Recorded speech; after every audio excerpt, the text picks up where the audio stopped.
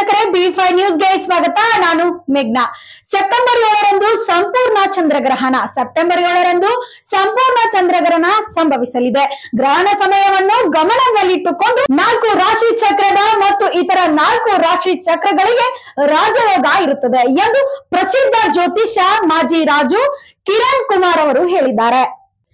ಅದೇ ರೀತಿಯಾಗಿ ಭಾರೀ ಮಳೆ ಭೂಕುಸಿತದಿಂದ 7 ಜನರ ಸಾವು. ಶ್ರೀನಗರ ಭಾರೀ ಮಳೆಯಿಂದ ಜಮ್ಮು ಕಾಶ್ಮೀರ ರಂಬನ ಜಿಲ್ಲೆಯಲ್ಲಿ ಉಂಟಾದ ಮೇಘಾ ಸ್ಫೋಟದಲ್ಲಿ 3 ಸಾವನ್ನಪ್ಪಿದ 2 ಕಾಣೆಯಾಗಿದ್ದಾರೆ. ಇನ್ನು ಪ್ರತ್ಯೇಕ ಘಟನೆಯಲ್ಲಿ ನೆರೆಯ ರಿಯಾಸಿ ಜಿಲ್ಲೆಯ ಹಳ್ಳಿಯೊಂದರಲ್ಲಿ ಭೂಕುಸಿತ ಸಂಭವಿಸಿದೆ. ಒಂದೇ ಕುಟುಂಬದ 7 ಜನರು ಮೃತಪಟ್ಟಿದ್ದಾರೆ ಎಂದು ಹೇಳಲಾಗುತ್ತಿದೆ. ರಂಬನ ಜಿಲ್ಲೆಯ ರಾಜ್ಗಢ ತಹಸೀಲ್ನಲ್ಲಿ ಇಂದು ಮುಂಜಾನೆ ಸಂಭವಿಸಿದೆ. ಮೇಘಾ ಸ್ಫೋಟದಿಂದ ಭೂಕುಸಿತ ಮತ್ತು ಹಠಾತ್ ಪ್ರವಾಹ ಉಂಟಾಗಿದೆ. ಇದರಿಂದಾಗಿ ಹಲವಾರು ಮನೆಗಳು ಸಹ ಹಾನಿಗೊಳಗಾಗಿದೆ. ಅದೇ ರೀತಿ ಮಾಜಿ ಸಹಕಾರ ಸಚಿವ ಕೆಎನ್ ರಾಜಣ್ಣ ಅವರು ರಾಜ್ಯ ಸಚಿವ ಸಂಪುಟಕ್ಕೆ ಮರಳಲು ಕಸರತ್ತು ನಡೆಸಿದ್ದಾರೆ. ಇನ್ನು ನವದೆಹಲಿಯಲ್ಲಿ ತಮ್ಮ ಬಲ ಪ್ರದರ್ಶನಕ್ಕೆ ಸಿದ್ಧತೆ ನಡೆಸಿದ್ದಾರೆ.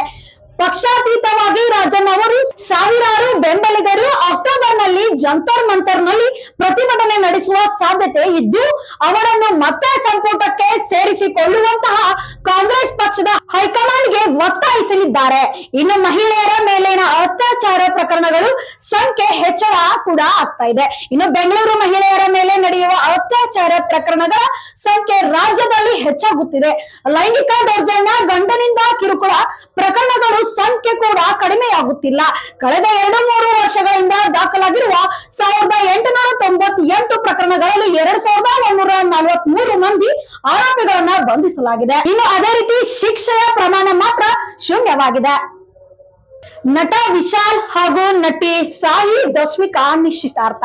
ಬೆಂಗಳೂರು ನಟ ವಿಶಾಲ್ 47ನೇ ಹುಟ್ಟು ಹಬ್ಬವನ್ನ ಆಚರಿಸಿಕೊಳ್ಳುತ್ತಿದ್ದಾರೆ. ಇನ್ನು ನಟಿ ಸಾಯಿ ದಸ್ಮಿಕಾ ಅವರೊಂದಿಗೆ ನಿಶ್ಚಿತಾರ್ಥವನ್ನು ಮಾಡಿಕೊಂಡಿದ್ದಾರೆ.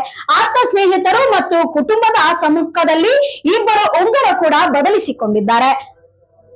ಇನ್ನು ಮೇ ತಿಂಗಳಲ್ಲಿ ನಟಿ ಸಾಯಿ ದಸ್ಮಿಕಾ ಅವರು ಯೋಗಿ ಡಾಕ್ಟರ್ ಚಿತ್ರದ ಅದೇ ರೀತಿ ಪತ್ರಿಕಾಗೋಷ್ಠಿಗೆ ಅತಿಥಿಯಾಗಿ ಆಗಮಿಸಿದ್ದ ನಟ ವಿಶಾಲ್ ತಾವು ಬಹಳ ದಿನಗಳಿಂದ ಸಂಬಂಧದಲ್ಲಿದ್ದ, ಶೀಘ್ರದಲ್ಲಿ ಆ ಬಗ್ಗೆ ಮಾಹಿತಿ ನೀಡುವುದಾಗಿ ಘೋಷಿಸಿದ್ದಾರೆ. ಇನ್ನು ಆರಂಭದಲ್ಲಿ ವಿಶಾಲ್ ಅವರ ಜನ್ಮ ದಿನವಾದ ಆಗಸ್ಟ್ 20ರಂದು ವಿವಾಹವಾಗಲು ಯೋಚಿಸಲಾಗುತ್ತಿದೆ.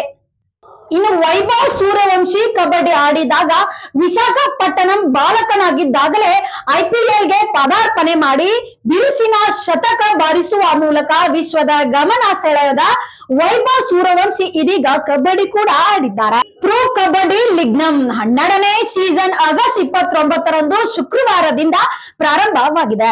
ಅದರ ಉದ್ಘಾಟನೆ ವೈಭವ್ ಸೂರ್ಯವಂಶಿ ಅವರನ್ನು ವಿಶೇಷವಾಗಿ ಆಹ್ವಾನಿಸಲಾಗಿತ್ತು. IPL ನಲ್ಲಿ ರಾಜಸ್ಥಾನ ರಾಯಲ್ಸ್ ಪರ ಆಡುತ್ತಿರುವ ವೈಭವ್ ಅವರನ್ನು ನೋಡಿದ ತಕ್ಷಣ ಅಭಿಮಾನಿಗಳ ಹರ್ಷೋದ್ಗಾರ ಮುಗಿಲು ಮುಟ್ಟಿತು. ಇದೇ ವೇಳೆ ಕಬಡ್ಡಿ ಆಟಗಾರರೊಂದಿಗೆ ಕ್ರಿಕೆಟ್ ಆಡಿದ ವೈಭವ್ ಒಂದೊಂದಾಗಿ 3 ಸಿಕ್ಸರ್ಗಳನ್ನು ಬಾರಿಸಿದ್ದಾರೆ. ಮರಗಳ ರಕ್ಷಣೆಗೆ ಮಹಿಳೆಯರು ಒಂದು ಉತ್ತಮ ಕಾರ್ಯಕ್ರಮ. ಮರಗಳ ರಕ್ಷಣೆಗೆ ಮಹಿಳೆಯರು ಎಂಬ ಕಾರ್ಯಕ್ರಮ ಅತ್ಯುತ್ತಮವಾಗಿದೆ ಎಂದು ನಗರಸಭೆಯ ಅಧ್ಯಕ್ಷ ಎಂ ಸಮೀಉಲ್ಲಾ ತಿಳಿಸಿದ್ರು. ಅರಸೀಕೆರೆ ನಗರಸಭೆಯ ನೀರು ಶುದ್ಧೀಕರಣ ಘಟಕದಲ್ಲಿ ಆವರಣದಲ್ಲಿ ನಡೆದ ಮರಗಳ ರಕ್ಷಣೆಗೆ ಮಹಿಳೆಯರು ಎಂಬ ಕಾರ್ಯಕ್ರಮದಲ್ಲಿ ಮಾತನಾಡಿದ ಅಮೃತ ಮಿತ್ರ ಕಾರ್ಯಕ್ರಮದಲ್ಲಿ ಅಡ್ಡಿಯಲ್ಲಿ ಮರಗಳ ರಕ್ಷಣೆ ಮಹಿಳೆಯರ ಒಂದು ಉತ್ತಮ ಕಾರ್ಯಕ್ರಮ. ಮಹಿಳೆಯರು ಮತ್ತು ತಮ್ಮ ಕುಟುಂಬಗಳ ಹೇಗೆ ಉತ್ತಮ ರೀತಿಯಲ್ಲಿ ಸಾಗಿಸುತ್ತಾರೋ ಅದೇ ರೀತಿ ಗಿಡಗಳನ್ನು ಕೂಡ ನೆಟ್ಟು ಅವುಗಳನ್ನು ಜೋಪಾನವಾಗಿ ಬೆಳೆಸುವುದರಲ್ಲಿ ಯಾವುದೇ ಸಂದೇಹವಿಲ್ಲ.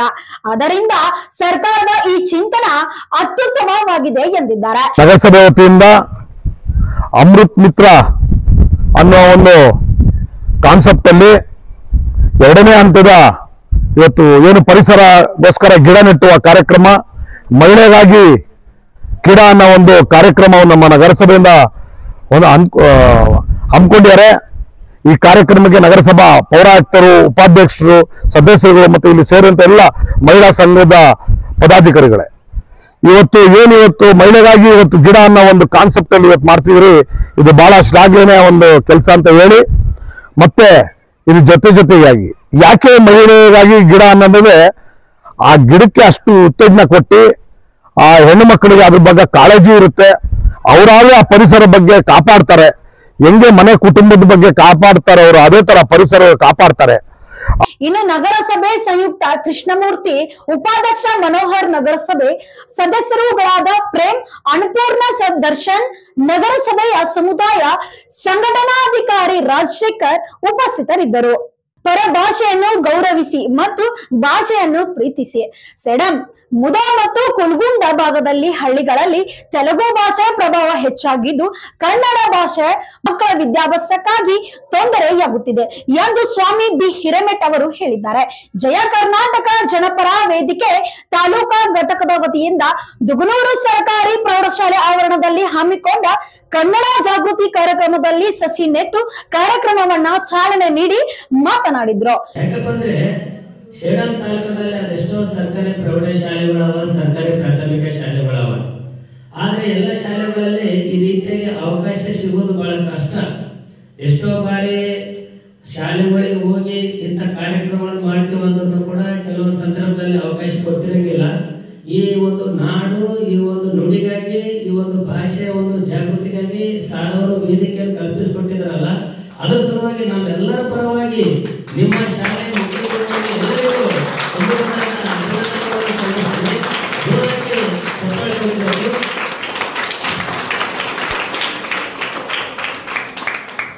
ವಿದ್ಯಾರ್ಥಿಗಳೇ, ಎಸ್ಪೆಷಲಿ ಪ್ರಾಥಮಿಕ ಮತ್ತು ಪ್ರೌಢಶಾಲೆಗಳಲ್ಲಿ ಯಾಕೆ ರೀತಿಯ ಕಾರ್ಯಕ್ರಮಗಳನ್ನು ಹಮ್ಮಿಕೊಳ್ತಾರಪ್ಪ ಅಂದ್ರೆ, ಭಾಷೆ ಎಂಬುದು ತಮ್ಮಿಂದಲೇ ಉಗಮಗೊಂಡಿದೆ, ತಮ್ಮಿಂದಲೇ ಭಾಷೆ ಎಂಬುದು ರಕ್ಷಿಸಲ್ಪಡುತ್ತೆ, ತಮ್ಮಿಂದಲೇ ಭಾಷೆ ಎಂಬುದು ಉಳಿತದೆ ಎಂಬ ಒಂದು ಉದ್ದೇಶದಿಂದಲೇ ಪ್ರಾಥಮಿಕ ಹಂತದಲ್ಲಿ ಶಾದಿ ಮಹಲ್ಗೆ ಭೂಮಿ ಪೂಜೆ ನೆರವೇರಿಸಿದ ಶಾಸಕ ಎಆರ್ ಕೃಷ್ಣಮೂರ್ತಿ.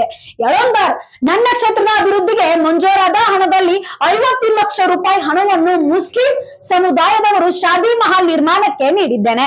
ಯಳಂದೂರು ಪಟ್ಟಣದ ಬಳಪೇಟೆಯಲ್ಲಿ ಶಾದಿ ಮಹಲ್ ಕಟ್ಟಡ ಕಾಮಗಾರಿಗೆ ಚಾಲನೆ ನೀಡಿ ಮಾತನಾಡಿದ್ರು ಕೂಡ ಮುಸ್ಲಿಂ ಸಮುದಾಯವು ನಮ್ಮ ಸರ್ಕಾರ ಬರಲು ಹಾಗೂ ನನ್ನ ಗೆಲುವಿನಲ್ಲೂ ಕೂಡ ಜೊತೆಯಲ್ಲಿದ್ದಾರೆ ಎಂದು ತಿಳಿಸಿದ್ದಾರೆ. ಕೊಡಬೇಕು ಅಂತ ಹೇಳಿ ಅನ್ಸಾರ್ ಅವರು ಹೇಳಿದಾಗೆ ಮುರಾಜಿ ವಸತಿ ಶಾಲೆ ಮುಸಲ್ಮಾನ್ ಬಂಧುಗಳಿಗೆ, ಅಲ್ಪಸಂಖ್ಯಾತರ ಸಮುದಾಯಗಳಿಗೆ, ಮುಸ್ಲಿಂ ಇರ್ಬೋದು, ಕ್ರಿಶ್ಚಿಯನ್ ಇರ್ಬೋದು, ಬುದ್ಧಿಸ್ಟ್ ಇರ್ಬೋದು, ಜೈನ್ಸ್ ಇರ್ಬೋದು, ಪಾರ್ಸಿ ಇರ್ಬೋದು, ಈ 5 ಸಮುದಾಯಗಳು ಬಹುತೇಕ ಆ ಒಂದು ಮೈನಾರಿಟೀಸ್ ಕಮ್ಯುನಿಟಿ ಅಡಿಯಲ್ಲಿ ಬರ್ತಾರೆ.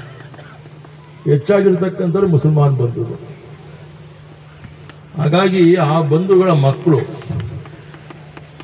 ಇವತ್ತು ಬಾಬಾ ಸಾಹೇಬ್ ಅಂಬೇಡ್ಕರ್ ಒಂದು ವಾಣಿ ಇದೆಯಲ್ಲ, ಮೊದಲು ಶಿಕ್ಷಣವನ್ನು ಪಡೆಯಿರಿ ಅಂತಕ್ಕಂಥದ್ದು, ಅದಕ್ಕೆ ಹೆಚ್ಚಿನ ಒತ್ತು ಕೊಡಬೇಕು ಅಂತೇಳಿ ನಾನು ಈ ವರ್ಷ ನನ್ನ ಸರ್ಕಾರ ಮಾನ್ಯ ಖಾದರ್ ಸಾಹೇಬರು ನಮ್ಮ ಸಭಾಧ್ಯಕ್ಷರು ನನ್ನನ್ನು ಹಿಂದುಳಿದ ಅಲ್ಪಸಂಖ್ಯಾತರ ಸಮಿತಿ ಅಧ್ಯಕ್ಷರಾಗಿ ಮಾಡಿದೆ.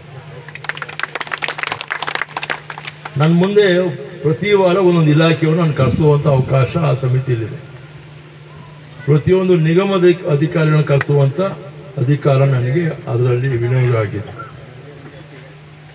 ನಾನು ನಮ್ಮ ಮೈನಾರಿಟೀಸ್ನ ಪ್ರಧಾನ ಕಾರ್ಯದರ್ಶಿಗಳು, ಹಿಂದುಳಿದ ವರ್ಗದವರಿಗೆ ಆಯುಕ್ತರಿದ್ದಾರೆ, ಅಲ್ಪಸಂಖ್ಯಾತರ ಇಲಾಖೆಗೆ ಪ್ರಧಾನ ಕಾರ್ಯದರ್ಶಿ ಇದ್ದಾರೆ. ಅವರಲ್ಲಿ ನಾನು ಭಿನ್ನವಹಿಸಿಕೊಂಡೆ. ಈ ಒಂದು ಮುರಾಜಿ ದೇಶ ವಸತಿ ಶಾಲೆ ಅಲ್ಪಸಂಖ್ಯಾತರಿಗೆ ವಿಶೇಷವಾಗಿ ಮಾಡಿಕೊಡ್ಬೇಕು.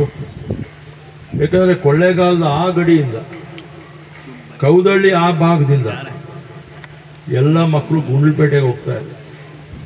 ಯಾಕಂದರೆ ಮಾದೇವ ಪ್ರಸಾದ್ ಜಿಲ್ಲಾ ಮಂತ್ರಿ ಆಗಿದ್ದಾಗ ಅಲ್ಲಿ ಶಾಲೆ ಮಾಡಿದ್ರು ಆ ಭಾಗದ ಬಂಧುಗಳಿಗೆ, ಮುಸಲ್ಮಾನ್ ಬಂಧುಗಳಿಗೆ. ಹಾಗಾಗಿ ಇಲ್ಲಿಯ ಮಕ್ಕಳು ಅಲ್ಲಿವರೆಗೂ ಹೋಗ್ತಾ ಇದ್ದಾರೆ. ಇನ್ನು ಮಾಜಿ ಶಾಸಕ ಜಿಲ್ಲಾ ಪಂಚಾಯತ್ ಉಪಾಧ್ಯಕ್ಷರು ಜಿ ಯೋಗೇಶ್, ಪಟ್ಟಣ ಪಂಚಾಯಿತಿ ಅಧ್ಯಕ್ಷರು ಮತ್ತು ಉಪಾಧ್ಯಕ್ಷ ಹಾಗೂ ಸದಸ್ಯರುಗಳು, ಮುಸ್ಲಿಂ ಸಮುದಾಯದ ಮುಖಂಡರು ಉಪಸ್ಥಿತರಿದ್ದರು. Thanks for watching. Read, discuss and debate with editor Dr. Yan Prashant Rao. Wanted reporters in print, digital and visual media for Bharat Vaibhav Daily Newspaper, BV News 5 Channel and BV Fast Web News from all the talukas of Karnataka, Goa and Maharashtra. If interested, send your resume to 9019229369.